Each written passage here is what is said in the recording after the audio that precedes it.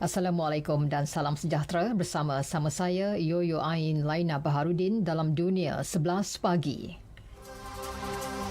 Kesiapsiagaan perlu ditingkatkan bagi menghadapi pandemik yang lebih berbahaya daripada COVID-19 pada masa depan. Pengarah Program Kecemasan Pertubuhan Kesihatan Sedunia WHO, Dr. Michael Ryan berkata walaupun COVID-19 menular dengan pantas dan membawa kesan negatif di seluruh dunia, jumlah kes kematian agak sederhana. Daripada lebih 80 juta kes positif yang dicatatkan setakat ini, kadar kematian ialah kira-kira 2.25% atau 1.8 juta kes. Ia lebih rendah berbanding penyakit-penyakit baharu yang lain. Beliau menyatakannya dalam taklimat media bersempena ulang tahun pertama sejak COVID-19 dikesan di China.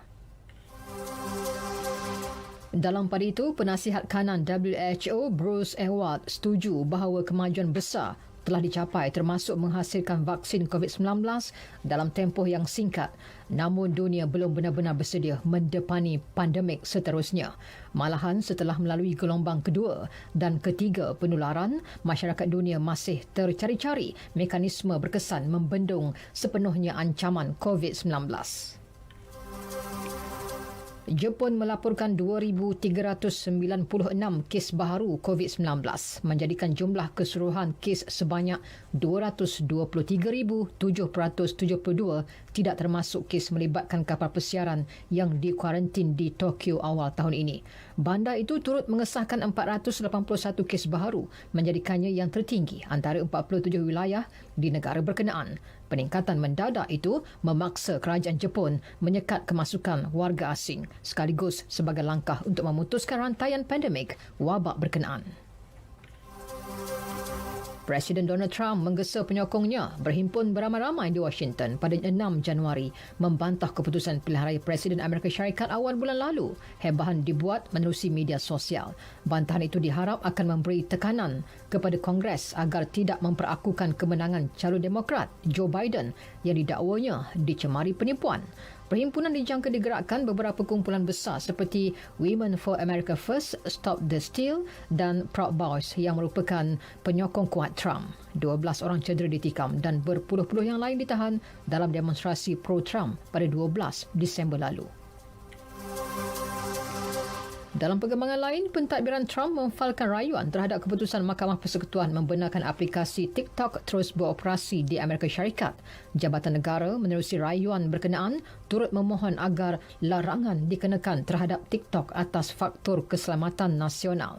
Pemilik TikTok, ByteDance, sebuah syarikat teknologi internet multinasional yang berpangkalan di Beijing, dibimbangi menggunakan aplikasi itu bagi tujuan pengintipan dan menyebarkan maklumat palsu.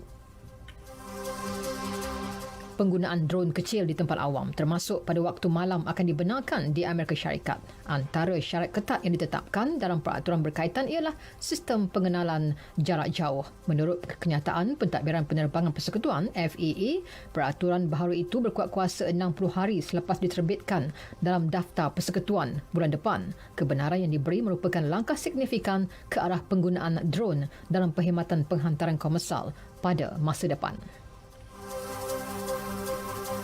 Pegawai polis berkulit putih yang menembak mati seorang lelaki kulit hitam di Columbus, Ohio minggu lalu dipecat. Ketua Polis Columbus, Thomas Cullen, berkata pihaknya mempunyai bukti yang cukup untuk pemecatan. Pegawai terbabit Adam Choi yang digantung tugas sejak minggu lepas seterusnya perlu memberi keterangan kepada pasukan penyiasatan awam. Mangsa Andre Morris Hill, 47 tahun, warga Amerika berketurunan Afrika yang kedua maut di tangan anggota polis Columbus dalam tempoh kurang 3 minggu. Bola sepak Liga Perdana Inggeris, dua perlawanan berlangsung malam tadi. Crystal Palace menentang Leicester dan Chelsea berhadapan Aston Villa. Kedua-dua perlawanan berakhir dengan keputusan 1-1. Perlawanan Everton menentang Manchester City ditangguhkan selepas beberapa lagi pemain City disahkan positif COVID-19. Sekian berita yang disunting oleh Raja Ahmad Yusof, Raja Hamzah dari Pusat Berita RTM. Jadikan amalan norma baharu rutin kehidupan seharian. Bersama-sama kita cegah penularan COVID-19. Assalamualaikum dan salam sejahtera.